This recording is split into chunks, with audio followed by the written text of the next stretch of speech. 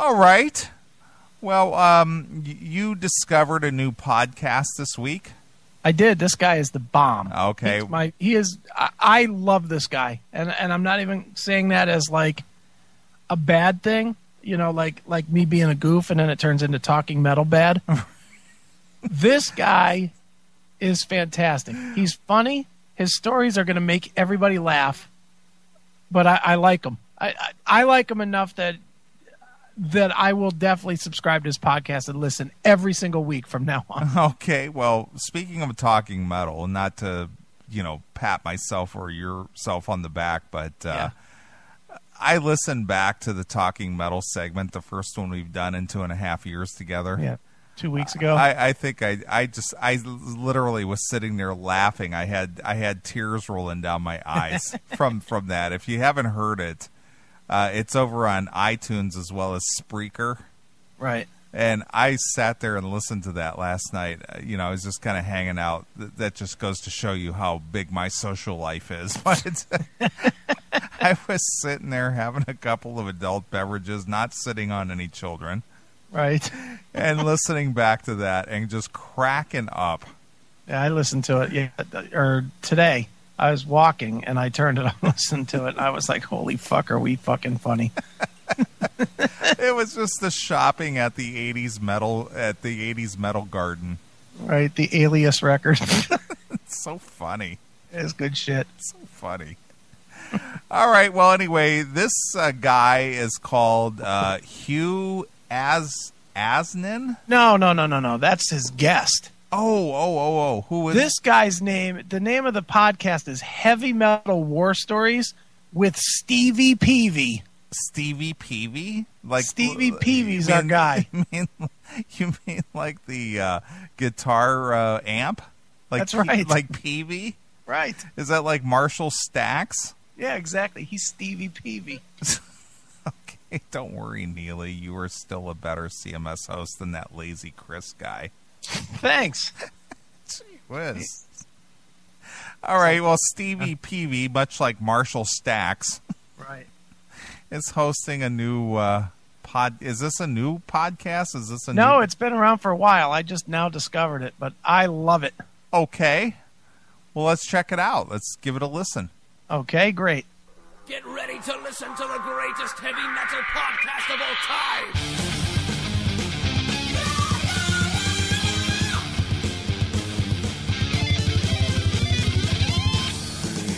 Heavy Metal War Stories with your host, Stevie Peavy. What's up, Why Stevie Peavy? Stevie Peavy, man. Purple Hamakuda, teeny weeny. Nathan from Kentucky, Stevie Peavy.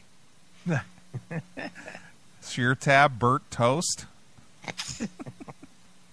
And notice the big production with the with the reverb. Of course. Everyone, Stevie Peavy, everybody's favorite guy, back with you one more time for another episode. Wait a minute. Everyone's favorite guy? He's my favorite guy. Really? He is now. Dude, wait till you hear some of these stories. This guy's a fucking character. And he's on iTunes.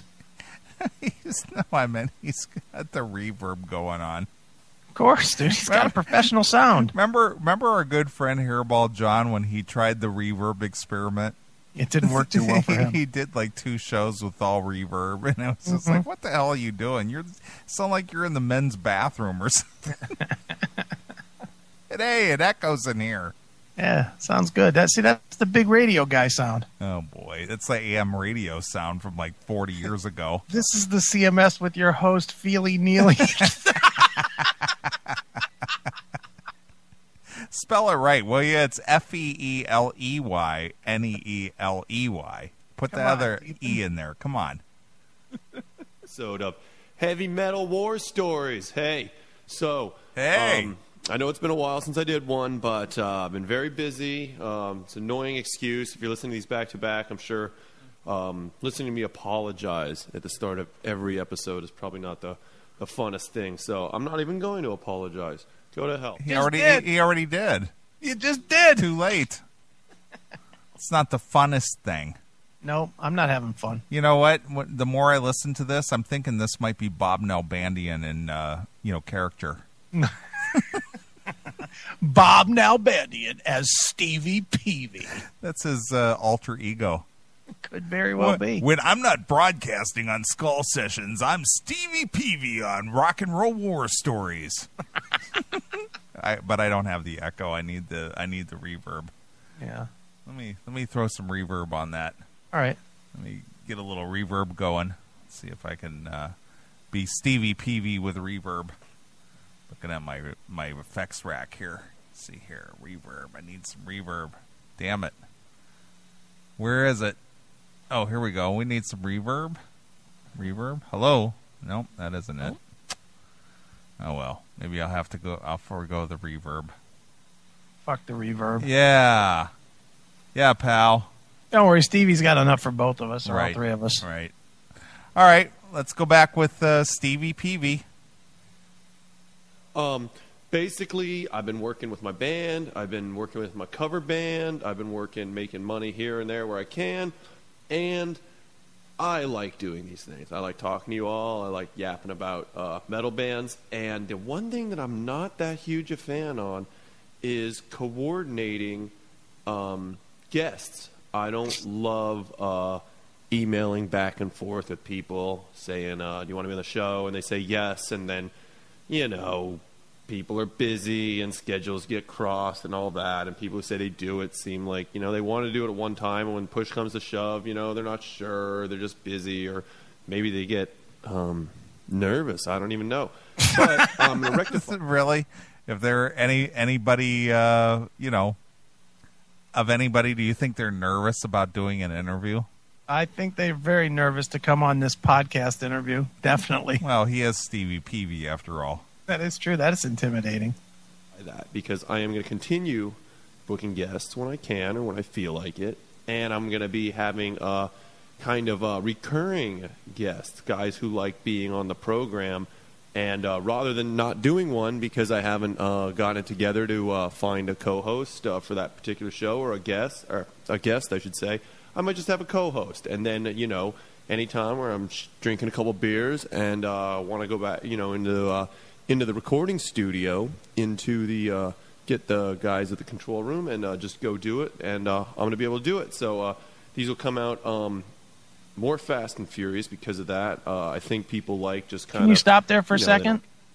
Yeah, we're in delay. All right. I just wanted to point out that this was recorded on March the 27th, and there hasn't been a new one since. All right. I'm trying to get my delay going, too. It's not working? Yeah. We got a little vocal effect going on there. Oh, do we? Yeah, just a little. We need a big echo, dude. Come on. I'm looking to make a big echo. How's that? That's much better. There we go. It's Feely Neeley. And Wussy Chrissy. Nice. We're live. Yeah, there we go. Perfect. We got some echo. That's good. Right. Echo. Test for echo. All right, let's get back to Stevie Peavy. Right. I'm not, who's on, as long as they're interesting, got cool things to say, things you agree with, things you don't, and we'll go from there. So we're going to get to it pretty soon, but figure I'd just talk a little bit about the weekend. A lot of people know I have this band, Death Squad Demon Gods, that I've been working. Did you know that?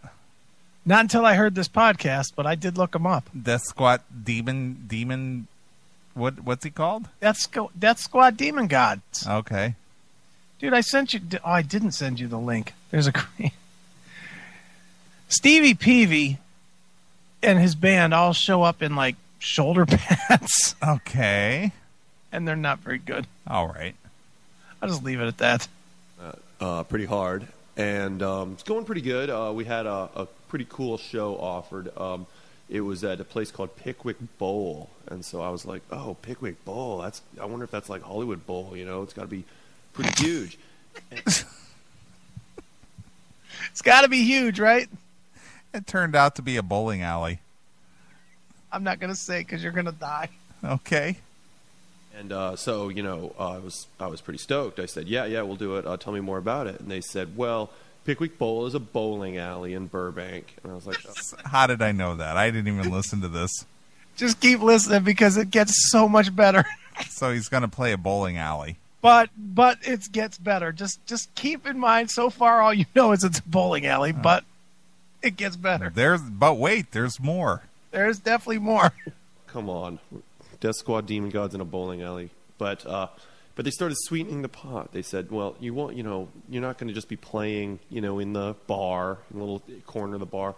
We're going to put the stage on the 3 middle lanes of this bowling alley, and you guys can rock out while people are, bowling. You can rock out while people are bowling on either side of you. Nice. Can you imagine this setup? You're in the fucking bowling alley with a bunch of old geezers, fucking in their bowling leagues or whatever with their fucking stupid shirts and colored shoes. And they're bowling, and they're in the middle of the place is this fucking band. Well, you know how pretentious some people are about their bowling. Do you think they're going to say, "Stop playing! I'm trying to bowl here"? All right, let's be honest, because this is me and you. If you're in lane 4 or 1 or 5 or 1, that's right next to the 3 lanes that are taken out for the stage, don't you do your best to throw one to hit the stage? You would think so. I would. Yeah, absolutely. I have no doubt in my mind I'm flinging a ball at the stage. No doubt. Notice our echo? Yes, I like it. Yeah, we're right in line with Stevie Peavy. That's right, we are. Hi to you, and and stuff, and so that was pretty cool, and it was a Turbo Jugend event. Turbo Jugend is like Turbo Negro's fan club, and so all the people who love Turbo Negro wear, What kind of a Negro? Turbo Negro. Oh, okay. Is that like I was going to make an old reference to Jesse, what's his name, that won the Olympics back in the World War II days. We don't need your speedy nigger jokes, okay? Stop it. Turbo Jugend jackets, and they're the kind of crowd that likes to party. So I knew this would be a good show. So I said yes, of course we'll do it. When we get there, it looks pretty badass. It's like blacklight bowling, and there's this nice looking stage in the middle of the bowling alley, and I see the wedges, I see the sound system. This isn't too rinky dink. I mean, it might not be the Hollywood Bowl sound system, but for whoever set this up knew what to get. So. Whoever set this up, they knew what to get. You're playing in the center lane of a bowling alley, you dumb shit. That's not a fucking prestigious gig. I don't care how nice they made it. Yeah, well, they had a sound equipment company in there bringing in the back line, so they knew what to get. Dude, no matter what, you have no crowd because everybody's fucking sitting drinking beers spread out across the whole room. Right. Right? I mean, you've been in a bowling alley or 50 in your life. Sure. Where would you stand if you're like a fan of this band? Where would you stand to watch them? Well, you'd be let them stand on the lanes. No, you'd be back at your little score table, scoring your strikes and spares. Will they even let you in the room with a fucking Demon Gods or whatever the damn band's name shirt is? Or do you got to wear a shirt that's fucking looks like it's from the 1950s that says Chuck on the side of it? Look at Purple and Demon. I'm your Turbo Negro lover.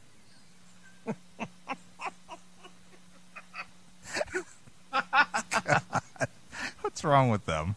Well, we started this, I think. I did, and a couple other bands go on, talking with a lot of people. Ran into a ton of people I know. That was kind of cool. Keeping the drinking at a minimum. Want to perform well. We had a brand new guitarist, so Yeah, he's like Mark Striegel. He has a 1 drink minimum before 8:30. Right, but after the bowling commences, it's time to get your drink on. Right. Want to make sure he's not too nervous. Getting segued into the Death Squad Demon Gods style of play. So. Anyway, what exactly does that entail? Oh, he's going to tell you in a minute. Don't worry. Okay. Well, at least all the questions are answered. Right. We go on, and I don't know. It was a little bit of a weird night. Everybody in the band just seemed a little on edge. I don't think it was because we were nervous to play a bowling alley or anything. It just there was a weird band vibe in the air, and so nothing terrible, but we wear these pretty outrageous shoulder pads with spikes on them, and spark plugs jutting out of them and stuff like. Spark plugs. Spark plugs. Spark plugs. That so got a pretty theatrical look. So not only we were in the middle of a bowling alley, but when it was time for us to go on stage, and of course it was half an hour or 45 minutes after we were supposed to go on. So we really want to there's our friends playing the end of the night. We don't want to screw them over. So we got. There's more than one band playing that stage that night. Yeah. Dude, how embarrassing is it if you're in a band and you have to walk out to the center lane and pick up your instrument? and you hope you don't slip on the lane oil. Yeah, you're like all dressed in your spark plug laden shoulder pads and whatnot, but you got those fucking red and white colored shoes so you don't fall on the lane. You don't slip on the lane oil. That's right. People helping, but not everybody knows how to set up a stage like I like to. So I like to kind of do it all. So we're putting up the flags. We got these these banners hanging down, torn up banners, and we have these. Why are they torn up? Because that's part of the look. Oh, look at Demon. I see a man wearing spark plugs. I can't keep my panties on. Our fans are funnier than us. They're way funnier than us. Flash pot lights that I like to use. I don't use them all the time, and it's kind of fun to put them in the bowling alley because it's a little bit of overkill. But I'm setting up these lights that are just going to blast people's eyeballs off. So I'm wiring up these lights. He's going to blast people's eyeballs off? He might. I'm going to blast your eyeballs off. He might load those flash pots with 14-pounders. Found in the rack behind the stage. Putting up the flags, the new guitarist. I'm showing him. All right, you're gonna get these spikes on you. You got to put your guitar on first, and then put the spikes on. So, it's like a whole thing. I was just a little frazzled. Normally, you're having a few beers, getting ready to go on. Curtain comes up, and you look like gods. But in a bowling alley, it's a little. You look like gods. Like gods, really? But not in the bowling alley. Oh, okay. All right. I'm glad I understood that. Come on, dude. Weird. So we finally get it together and we get introduced and we go into the first song. We had a lot of people running up. They ran down the first three, the middle three lanes to rock out. And so I was like, they ran down the lanes? They ran down the lanes. I don't think the owner of that bowling alley saw that coming. I don't think he did either. I think he's probably following right behind him with a chamois to fucking puff the scuffs. So stop it. You're scuffing Get off up here the with floor. those shoes. System was great. Totally hear my vocals loud and proud. So I'm feeling pretty good. But by the second song, it was just a little, I don't know, little things were kind of like tweaking me out. And, totally sounded kicking ass. Everybody said it was good. And, a lot of people rocking out, a lot of people singing along, which, if you're an original band. How many are a lot of people? Well, I can't imagine. How many people could run out on 3 lanes? Right. 10? Nathan from Kentucky, the God's loyal to lane 4.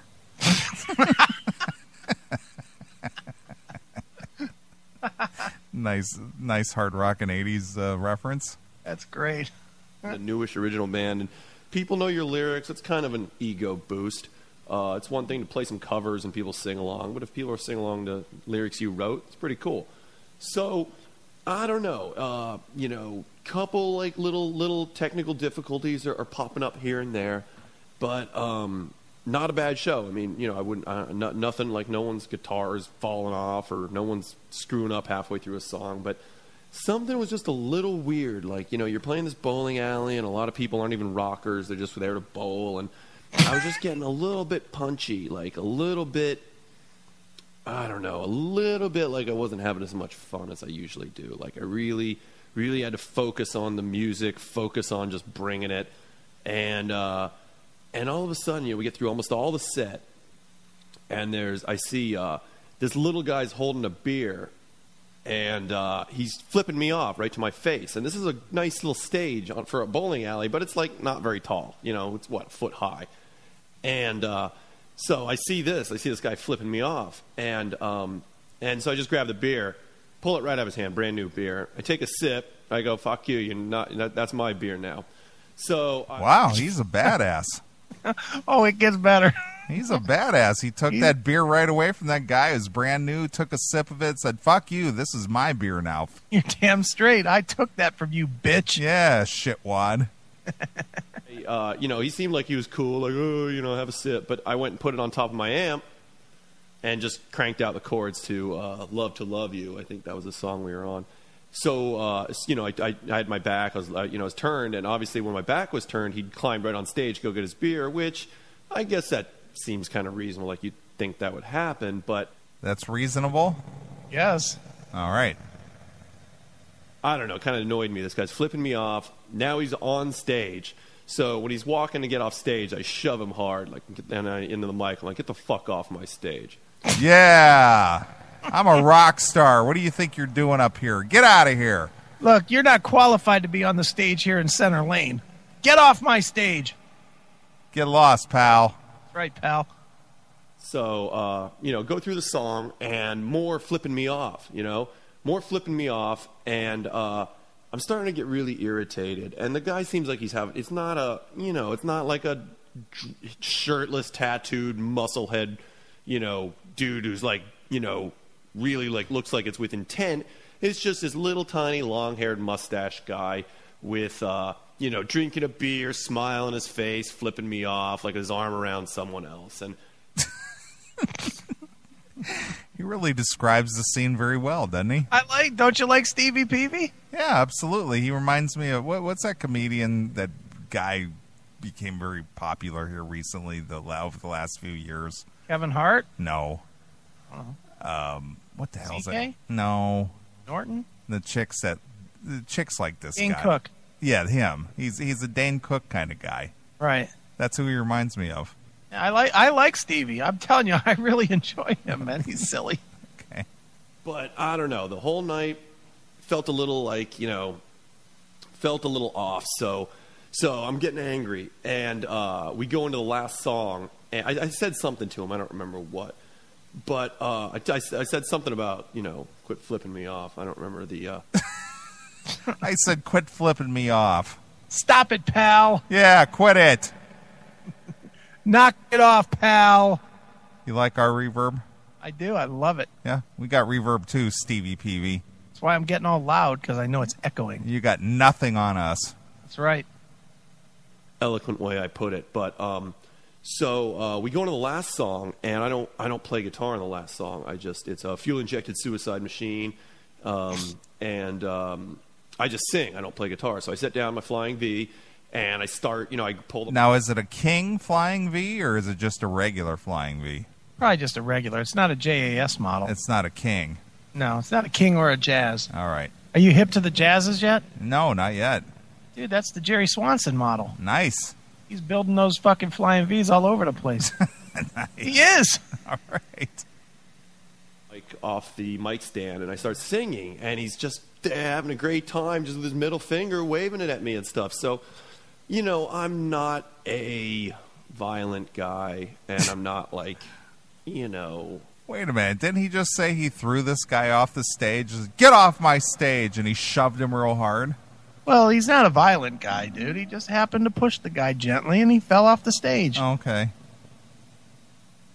I'm not the kind of guy that just loses his temper at the drop of a hat, but something about like giving your all on stage, and and it's like we had a nice crowd watching us, but there were other people who didn't give a shit because they were just there to bowl, and I was sort of like thinking like, what would Dave Mustaine? Dave Mustaine's getting flipped off. I remember hearing. Well, Dave Mustaine wouldn't be playing a bowling alley for one. Dude, can you even imagine this scene? I can't even picture this band with these fucking spiked shoulder pads and whatnot on a stage that's set up between 3 lanes in the middle of a bowling alley. I can't picture that. Why this guy's trying to play it off like, oh, it was cool or whatnot, and it may have had great sound and everything else, but you're in a fucking bowling alley. Oh my God, Demon. Stevie Peavy is getting mad and turning into bulky hulky.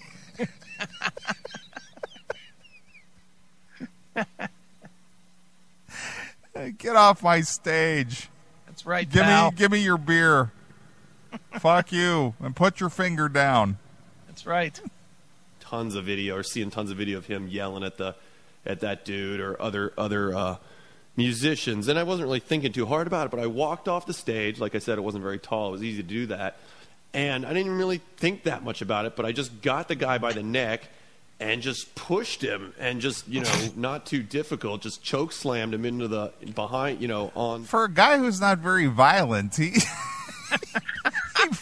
choke slammed him. He choke slammed him, but he's not a violent guy. I don't lose my temper. And I'm not a violent guy, but I grabbed this guy and I choke slammed him right into the stage. Really don't believe in violence, but I ripped his throat out. The lane of the bowling lane, and he goes flying backwards, and I'm doing this during the verse, and I'm not missing any lyrics. And I'm like, well, that's kind of wow. And so, someone's videotape. I was able to body slam this guy and not even miss a beat. That's right. Didn't even miss playing a chord. And they're getting me choke slamming this dude into the ground. And at the time, I was like, "Fuck yeah, take that." And so I get back on. He said, "Fuck yeah, take that." Fuck yeah, dude. Take that. Take that, bitch. Yeah. And I'm not a violent guy. I'm just doing this because I love you. That's right. Stage and hit the chorus, right on stage. So I was like, all right. Guy gets right up and, doesn't have a beer anymore because it's all over the bowling lane. And he's like, I think he's smiling, but he's flipping me off like a motherfucker. So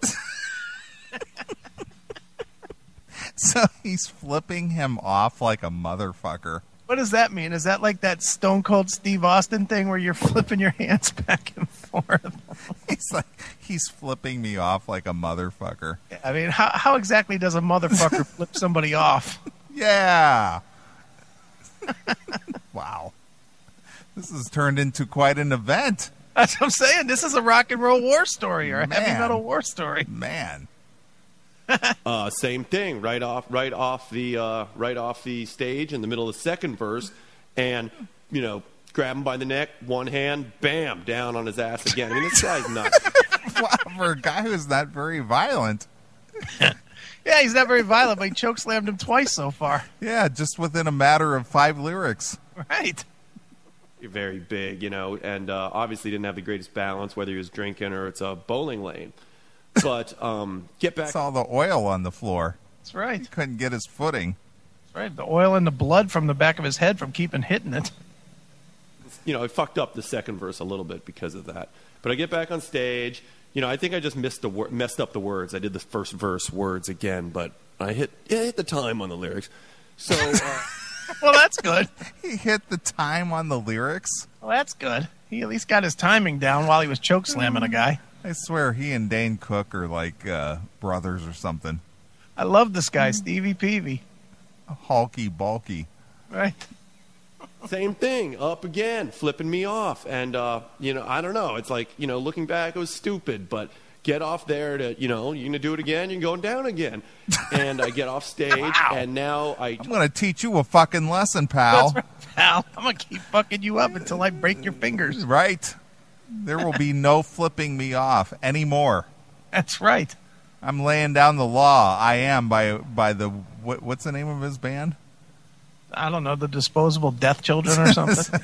I am a god. Yeah, the Disposable Death Gods. Watch my spark plugs on my shoulder pads. That's right. Totally, my both shoes just land in his big beer puddle. And so I go down. Now, of course, I'm still holding the mic, but of course, now there's no lyrics at all. And the little kid, he gives me his hand and kind of pulls me up, which is kind of embarrassing because I've been pummeling him, and now he's pulling me up, and I'm sure that's like the cool punk rock turn the other cheek thing or something. So cool punk rock turn the other cheek thing? Did I not tell you that Stevie Peavy was a jewel? Since when do punk rockers do the turn the other cheek thing? I don't know. I thought they were all about the fuck you and, you know. Jump. Yeah, and since when do punk rockers have long hair? I don't know. And mustaches? I don't know, man. It's the new punk rock thing. Fuck. Now I just feel like an idiot because, you know, the songs all like had no vocals for 15 seconds, and I get back into it, but now the song's just, I mean, it's all right, but it's a little fucked up. The guitar, everything just went fucky that night. Yeah, it just didn't work. Damn it. Damn it. And the guy that I choke slammed like 3 times, now he's helping me up. And just think, there might have been somebody there watching us play the bowling alley that could have signed us. And I feel like a douchebag because I choke slammed this guy, and then he turns around and turns the other cheek and helps me. Yeah, that fucking guy helped me up. Now I feel like a total dick. Boy, and I missed lyrics in my song, 15 whole seconds. Man, talk about karma. lead guitarist, new guys come to life, and we're like rocking out, and that guy's still there. And the show ends, and I call him out. I said thanks to everybody except this. Isn't it funny that he's focused on this one guy? So I love this story. He's just focused on this one guy. Dude, it's a heavy metal war story. Asshole on stage. So, you know, the show ends, and we're cleaning up our gear, or the set ends. And this guy's like, you and me outside. Wow. And, you know, I'd ignored him then, and he's like, we need to talk, and, you know, let's go, we need to talk. And I was like, so talk. What the fuck, man? What the fuck was that shit? And, you know, after flipping me off, and I didn't really... He's so fixated on this guy flipping him off. Yeah, because that never happens at rock shows. Yeah, because a hand gesture is just totally crushing. Hand job! Yeah, hand job! If somebody was just like standing there flipping you off, what would you do about it? Nothing. I wouldn't even pay any attention. That's my point. But this obviously bothered him to the point to where he had to take some kind of action. Man, that's unusual because he's not a violent guy. Yeah, you're not doing that to me, pal, in front of all these 10 people here. That's right, not in front of these bowlers. Engage him too much, but I noticed one of the flags was missing when I was taking out my gear. I'm like, God damn it, that guy stole one of my flags, but it turned out the drummer had it somewhere else. So he just automatically blamed this guy? Yes. It was just his fault. God damn it. Bastard stole my flag. Oh, you have it. Okay, all right. I take that back. So, I don't know. I didn't see him too much, but I heard from people that he was really pissed and that I broke his glasses. And, you know, the way I'm telling the story, it sounds like, you know, I mean, I've seen YouTube footage of Henry Rollins beating the fuck out of some audience member with the microphone and really fucking him up. And if anybody's heard the Alan Wrench episode of this very podcast, you know, Alan was talking, or I asked him about how when he bashed that audience member's head in with his mic stand, what that was like. What was that like? What was that like, bashing somebody's skull in? Yeah, you used a mic stand and you bashed in somebody's head. What was that like? Yeah, was that fun? Yeah, it kind of reminds me of Pulp Fiction when that cab driver asked Bruce Willis, what was it like to kill a man in the ring? Right. What was that like? What was that like? Which is all well and good when you hear about it third person, but now, you know, I cooled down and I kind of feel like an asshole, but I also feel like this little punk was an asshole. But yeah, but, you know, he's whenever I saw him in the bar or whatever, he's like, what the fuck was that? Just, you know, flipping you off is like it's all cool, man. It's like we're having fun. That's punk rock. You're not punk rock. I said, who said I was punk rock, you little fuck? So anyway. Well, he set him straight. He straightened that motherfucker right out. Right out. Who said I was punk rock? You got it all wrong, pal. Yeah, bitch. I barely talked to him at all or saw him, but he asked when our next show was and what the name of the band was, so we could. Which I said was at the House of Blues on Feb 20 with Steel Panther. Feb 20. Feb 20. Yeah. With Steel Panther. You got to see this photo that that they just posted in the chat room of Stevie Peavy. Stevie Peavy photo. Oh, boy. Is it for real? I believe so, yeah. I'm going to grab this link here real quick. You just right-click on it, and you can do it as in a new tab or something. Yeah. Let's see. Copy link location. Every time I do that, I get knocked out of the chat room, so I'm not going to do it that way. Paste. Click. Oh, fantastic. Nice sideway cap, dude. Yeah, he's a rock star. Yeah, no kidding. That's Stevie Peavy, huh? That's what they're telling me. Wow, fantastic. Great.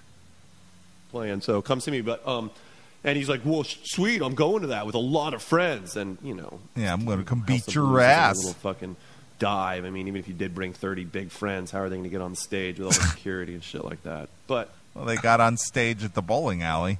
Yeah, well, that's the bowling alley. Yeah. They don't have security like they do at the House of Blues. Right. not that I was worried. I mean, this guy was 130 pounds. But anyway, I felt like an idiot. Yeah, well, any 130-pounder can handle a pistol pretty effectively, I think. Jesus, dude. A little bit. I still was pissed, but everybody was like, dude, that guy, I think, what were you doing with it? And like the drummer in my band was like, what was up with you and that little dude who was just being punk rock? And so, you know. What is this with punk rock? When was the last time you heard anyone use the term punk rock? First of all, Turbo Negro is not punk rock. In 1970, 77? 79? The Clash in 78. Yeah. So when is the last time you heard punk rock? Dude, but he doesn't even know what he's talking about because Turbo Negro's a stoner band. Yeah. And not a punk band. It's just punk rock, dude. Yeah. Okay. I kind of just went back to the merch table and signed autographs. Autographs. This guy signed autographs? They had merch and he was signing autographs? Really? Big player, dude. At a bowling alley? He was at the merch table. Right. A couple T-shirts.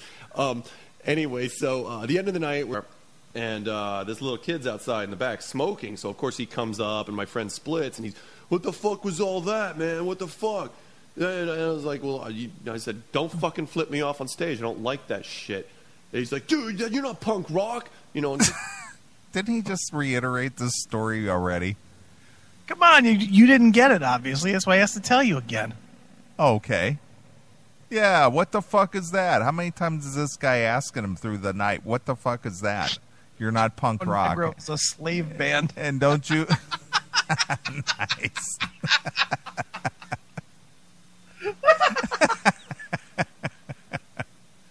Oh, wow. Oh, jeez. Ooh, Yeah, don't be flipping me off. I don't like that shit. That's right. Going on and on. This guy, and he's obviously drunk, and he's smoking, and I have half my gear still to get. And now he knows what car mine is, and he can certainly key it up. But I honestly, was, feeling slightly regretful, I guess. So finally, he just won't let it go, and he's like, "And you don't even seem like you care. You don't even seem like you're mad. You're regretful or something." So I looked down at him because I'm 7 inches taller than him, and I said, "Yeah, and I'm superior too." So I was looking down on this little punk rock geek. Dude, don't be picking on Stevie Peavy. He's clearly in the right here. You know what I personally would have done in that situation? What's that? Well, number one, I wouldn't have even given this guy the time of day if he was quote unquote flipping me off on stage. Dude, that's because you're not punk rock. Okay, but had there been an altercation, Yeah. I would have taken this guy in and I would have bought him a beer, shook his hand, and said, "Hey, dude, let's just, call it a day." No, it's because you're not punk rock, dude. You're clearly classic metal. Oh, okay. "All right, listen. What's the resolve you're looking for here that's going to make you happy?" And he takes a drag off his smoke. He's like, "Oh, I ain't even thought about that." So he thinks about it for a second, and he says, "You know what? What I want is, when you play the House of Blues next month on that 20th, well, what I want is if someone's flipping you off in the crowd, just having a great time, you just look at that dude and just, yeah, you just give him a thumbs up and go, yeah, man, that's cool. And so I stare at him and I go, you know what? If that happens at the House of Blues, that's what I'll do. And he's like, all right, man. All right, sweet. And he like comes in for a hug. And I'm holding something in my hand. I don't remember what it is. And I kind of got taken by surprise. A little tiny guy coming in for a hug. So I put one arm around him, like, that kind of bro hug or something. He's like, fuck that shit. I'm looking down at what I dropped, like my key or something. Fuck that shit, bro. Give me a real hug. He's like wrapped both his arms around me. Now, if he was a bigger, more belligerent dude, you might get worried that he's going to fuck you up or something, but I wasn't worried. So this guy was really worried about retribution. This is all I've heard from him, is that this guy's going to fuck up my car. He's going to, he's only 130 pounds. What's he going to do at the House of Blues? I'm not really worried about him. But clearly he was, worried. Yeah, he's definitely worried. He was totally worried. I'm not worried about this guy. Yeah, except I am. Except I'm scared to death. Then evil Batman says, and then he body slams him. So I put both arms around him, like, not like I really wanted to, but then what I like to do is, like, when I hug a lady, one of my female friends, sometimes I'll lift her up, and they squeal and they're all happy. They squeal. So it's just sort of out of. They squeal.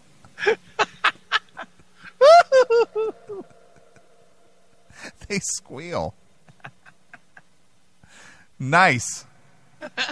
I just like lift him up, but and he's like, whoa, oh shit, whoa, oh, like, which kind of just showed that I could like lift him up with no effort, but and with his feet off the ground, he was pressing hard against your erect cock. Since he was so short, he was just sitting on top of it like it was a fucking swing. Right.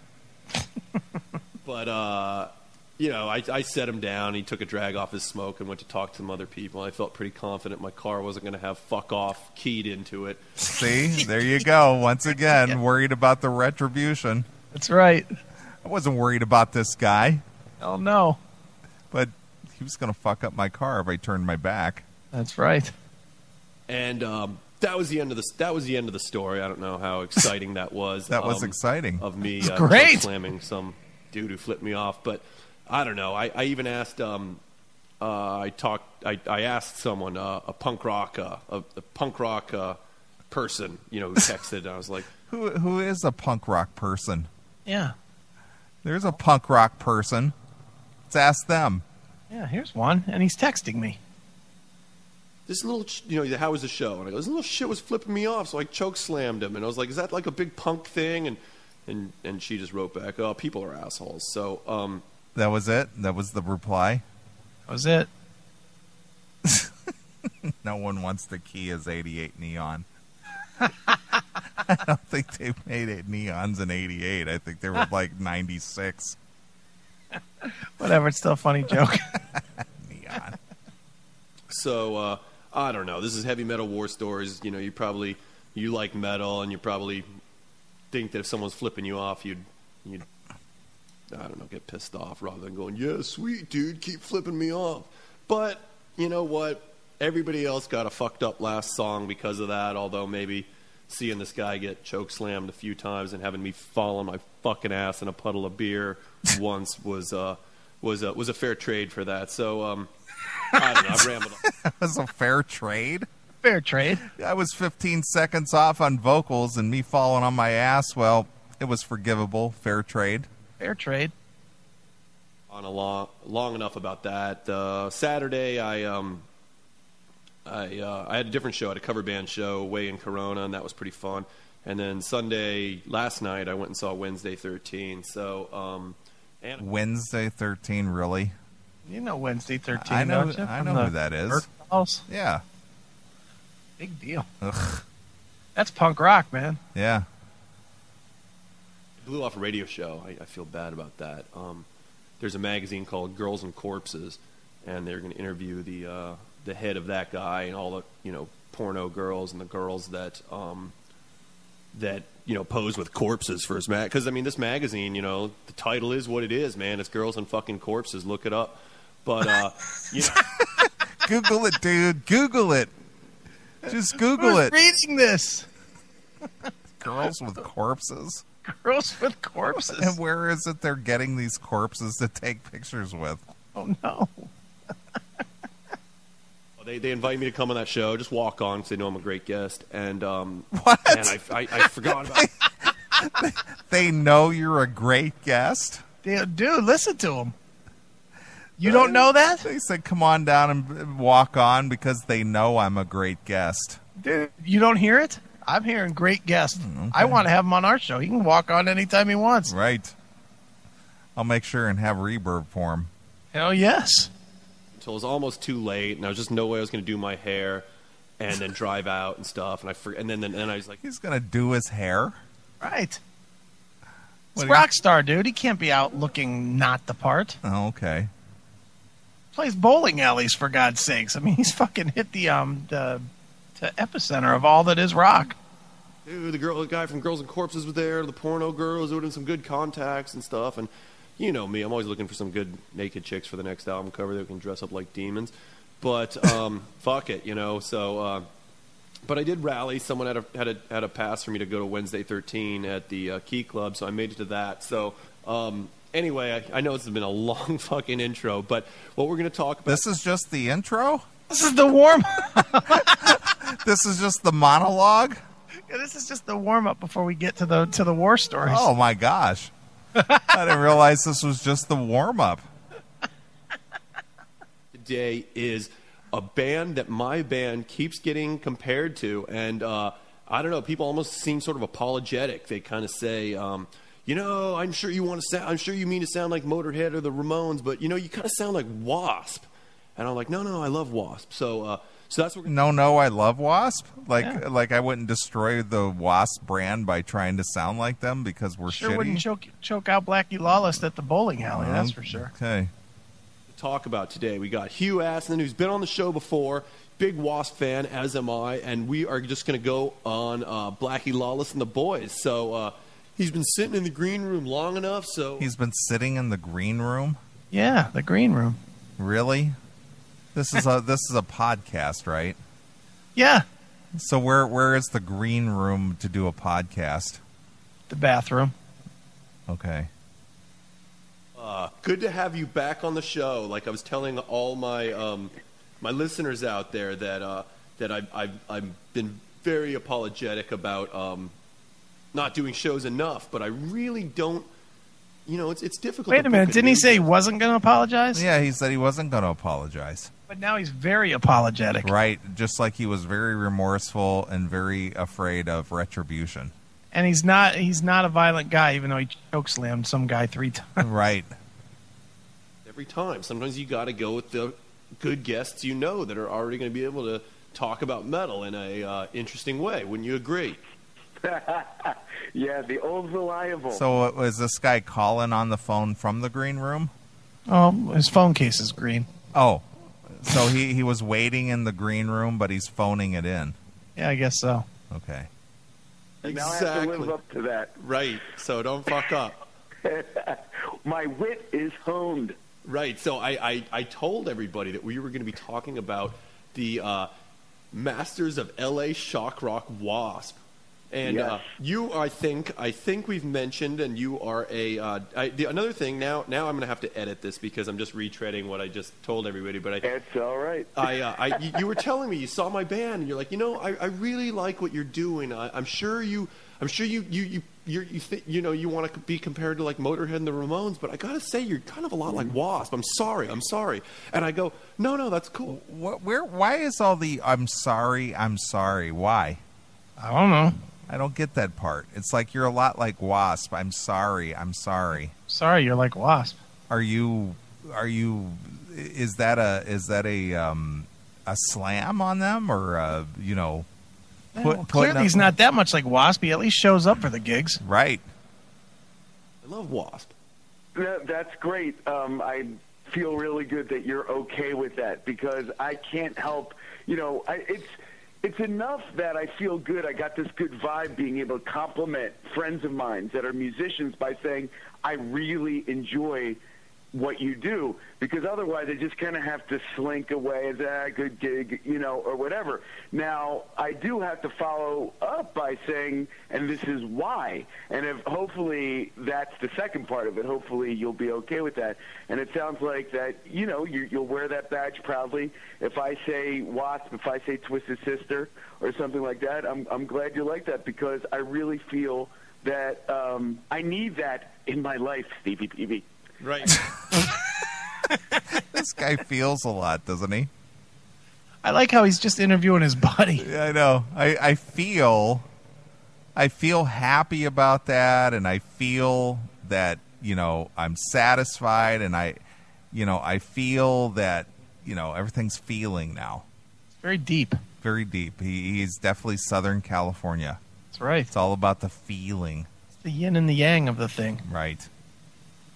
And you deliver it with Death Squad Demon Gods. Well, I mean, Wasp, I don't know if he would admit it, but they were a bit tongue-in-cheek. I mean, Blackie was probably in his late 20s when they started. He had the saw blade on and the, his ass hanging out and the blood from dripping blood from a skull. I mean, there was, we have shoulder pads and spark plugs, and, we're a lot like that. So right. I could see the comparison.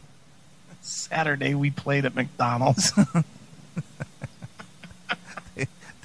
They played in the human habitrail. Had to be a little bit of like, fuck it, anything to entertain them. You know what I mean? Well, definitely. I mean, geez, if you just... It's so weird because I am not that personality. I'm not like you or Blackie. I think you guys are similar, more similar in that way. Maybe Blackie's somewhere in the middle of us. But the bottom line is, when I hear him talk about all that stuff, it really does sound like he has a handle on the comedic aspect of it, or, the entertainment aspect of it. Whereas, like, when I actually... And this is just coincidence, or what? I was in a band a while back where I used to eat live earthworms. Oh. Where's the coincidence there? What in the fuck is going on with these bands? Where's the coincidence? Blackie has a soft day to eat worms. He ate raw meat on stage. I ate earthworms. There was like a coincidence there. I'm seeing like a parallel between Wasp and my band. I see the connection. Not that Wasp hasn't been around for close to 40 years. It's just I just happened to eat earthworms, and then I realized, geez, Blackie did blood and meat on stage, and I eat earthworms. Right. Entertain. And I just kind of did it because I felt like I had an opportunity. I was playing in front of people, bar crowds or whatever in the 90s. And I was like, okay, I'm going to do something that I think, Blackie would have done or somebody would have done, in the past, to just come up with something new to entertain and to like grab people's attention and stuff like that. And I actually took it pretty seriously. And the funny thing is, years later, I'm talking about, just a couple years ago, I found out that Blackie actually himself used to eat live earthworms. Yes, I remember that. In front of people. So it's funny that I kind of was influenced by that, and I took it a lot more seriously. I think he was just so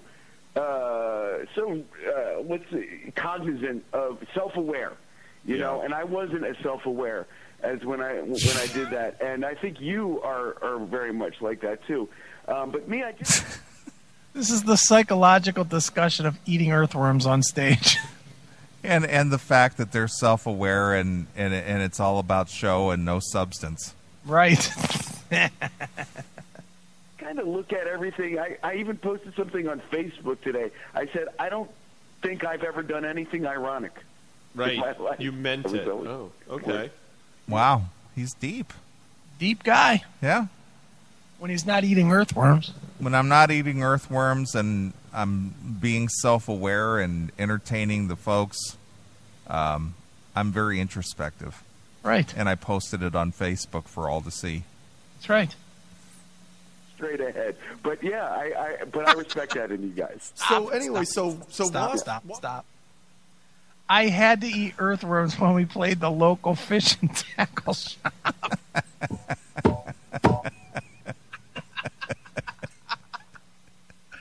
Oh my God, that's fucking funny. I had to show I was down with the fishes. Down with the fishes. Instead of down with the sickness, I was down with the fishes. Deep thoughts with Teeny Weeny.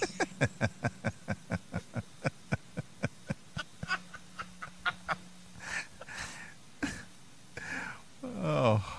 God.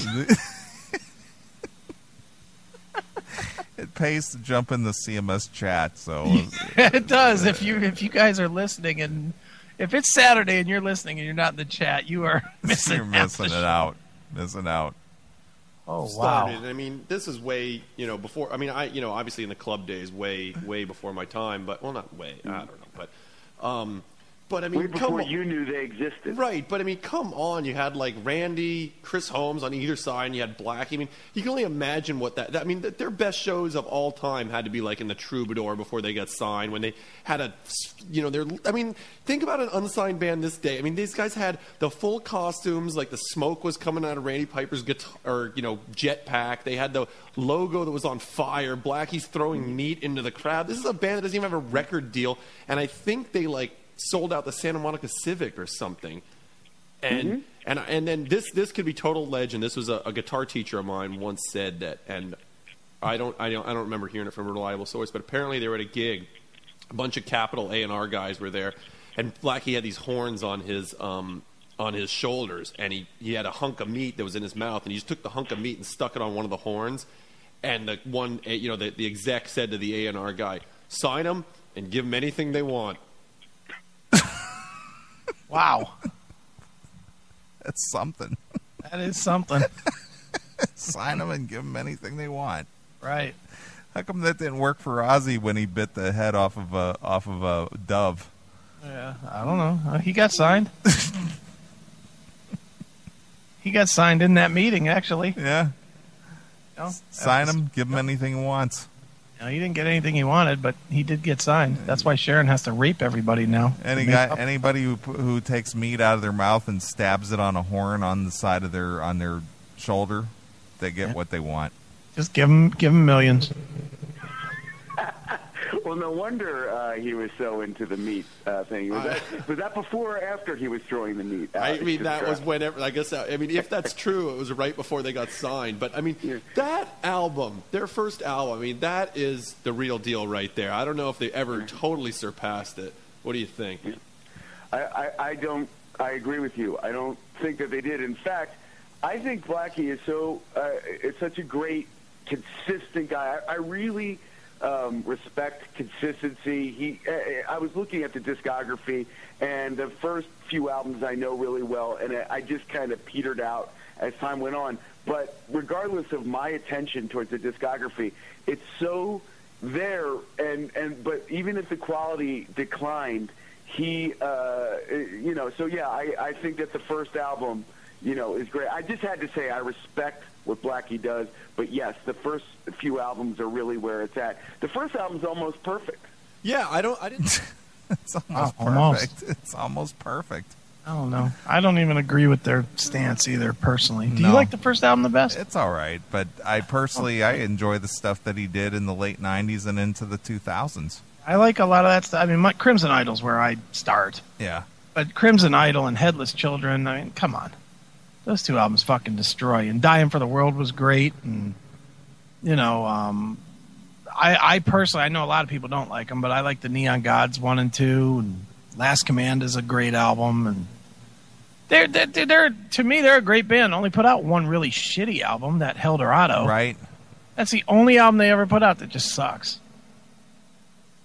Well, the first one was almost perfect, so. That's true, too. It didn't grab me right away. I loved I Want to Be Somebody and Fuck Like a Beast. I think I had the Picture disc. It was shaped like a pig. It was the world's first Picture disc. I had it. Well, there you go. But and where is it now? And why don't you still have it? You lost the Picture disc. Okay. I heard but then when the album came out, Love Machine came on, and it was too wimpy for me. The LOVE, But so I didn't gravitate to it right away, but I did of course find out, get to it a little bit later, and yeah, every song practically is on it is really killer. And Wasp, I was living in London at the time, and Wasp came for that super historic London Live at the Lyceum show, which any Wasp fan knows about because they did their video and stuff there. And I was too young to go, couldn't get in, so missed one of Wasp's most historic shows that otherwise I would have been there. But there's another band out of L.A. I'm going to quiz you. It's going to be a pretty difficult one. I hope you can get it. There's another band out of L.A. that was very similar. Steel Piston? Steel Piston. Nice. I don't know. Was Steel Piston similar to Wasp? Oh, yeah, absolutely. Did you guys throw meat? No, we used to just swing our meat. Yeah, you used to look for someone to eat that meat. Right. Similar stylistically to that Wasp first album, and they're all from the same place, and there was some band members that had been in the same band. Do you have any idea what band I'm talking about? Well, I've done a little bit of Wasp research. I don't know if you're referring to Keel. No, I'm referring Keel? I'm referring to Shout of the. Yeah, Keel. Keel? Yeah. And Wasp? No. In what universe did that happen? Devil era Motley Crue. Okay. I should have been aware of that. Damn it. But, very similar post-apocalyptic, armor-plated, big black hair, maybe some big blonde hair, dudes who just a little bit of larger than life, taking what Kiss did and revamping it for the early 80s. And so you had Shout of the Devil, which is pretty much of a L.A. metal masterpiece. And you had the Wasp first album. That was almost perfect, too. Didn't Motley Crue come out before Wasp? I believe so. I thought that Shout the Devil was 83 and that Wasp was 84. Am I wrong? Nope, you're not wrong. Motley Crue actually played that US Festival in 83. Right. And that was when they were releasing Shout. Right. So clearly Wasp, they didn't steal from Wasp. No, Wasp was still Sister at that time. Right. Good history lesson there, though. Stevie Peavy. Which is better. I have to say, wow, that is tough. I think that Shout the Devil as an album is better only because I think it's just better planned beat for beat. I think it's really close, neck and neck. I think that just the little differences that give Shout the Devil a little more color, like the Mick Mars bit, the God Bless the Children of the Beast, and the Helter Skelter cover, kind of give that the little. And Shout the Devil is such a definitive song for it. And maybe it's, unfortunate, in Blackie's case, because maybe Blackie does deserve credit because maybe who knows what came first, the chicken or the egg, the Nicky or the Blackie, right? And who influenced who. But and I think Shout the Devil, it's not only more popular, but I think it is the better album. I think it deserves. And also, how about that intro? To Shout the? It's like, see, that's what I. Can this guy finish a complete thought before jumping on to something else? Yeah, he really has a bad case of ADD. Yeah, he gets about 3/4 of the way through his thought, and then he's off onto something else. Some totally different thought. I don't know if I gave you my. Did I give you one of my CDs? If I haven't, I have to because. That the intro, in the beginning of Shout of the Devil, I shamelessly ripped off with our intro track titled "Your New Favorite Fucking Band." So anybody, yeah, and don't forget to sign it too. That's right. Everybody loved that at the bowling alley. Anybody, I think if you're listening to this fairly recently, I've got my I'm actually it's interesting. My album went on all Russian. Pirate download sites, so it's completely available on every BitTorrent from Russia to Western or Eastern. I had to put it there myself. It got there when he put it out there. I had to put it up there myself. So anyway, so yeah, please. This is the first time I've heard an advertisement for stealing an album. Yeah. No, that is the state of. Yeah. I felt embarrassed. I thought you were going to. This is the first time I've heard you be so blatantly. Talking about your stuff. Thing. But you're right. It's like that's where the state of music is. Like, you know what? It's up there. You know, go get it. Just listen to it, huh? Throw me a bone. But anyway, the point is. I love the tracks from the album. You've added more. It was more of an EP, and now it's more of an album at this point. Yeah, it went from a long EP to a short album. I don't even know. Right. But like I said, anyway, we're getting very tangented here because now I'm talking about how my record ripped off in the beginning by Motley Crue in a Wasp episode. Motley Crue ripped off themselves, so it's okay. Yeah. I'm going to go and say... How did Motley Crue rip off themselves? They're just talking in circles about nothing. I guess. So is this going anywhere else? No, it just goes on and on and on and on and on. All right. Well, if you want to check out Stevie Peavy, otherwise known as Skull Sessions, go over to... No, I'm just kidding about that, Bob. But where can people find Stevie Peavy there, Mr. Aiken? They can just go to iTunes and search for Heavy Metal War Stories. And there's a podcast that you can subscribe to with at least 20 or 30 podcasts of Stevie Peavy. Nice. I'm killing the reverb since we're no longer on the Stevie Peavy kick. All right, good. It's kept sounding all scratchy to me. Right. All right. Well, I think I've had enough of Stevie Peavy for one night. Yeah, I think I have too. It was fun though, right? Yeah, I'm thinking I'm going to come up with some kind of a gimmick. Yeah, no kidding. That I can do on the show, get more, notoriety. I don't know if I'll be eating earthworms or anything like that, but it's pretty ironic. Yeah, well, dude, this has been educational tonight. We learned all about Stevie Peavy and where you can see his band play at what bowling alleys, and we learned about hand jobs. And right, hand job. Nice.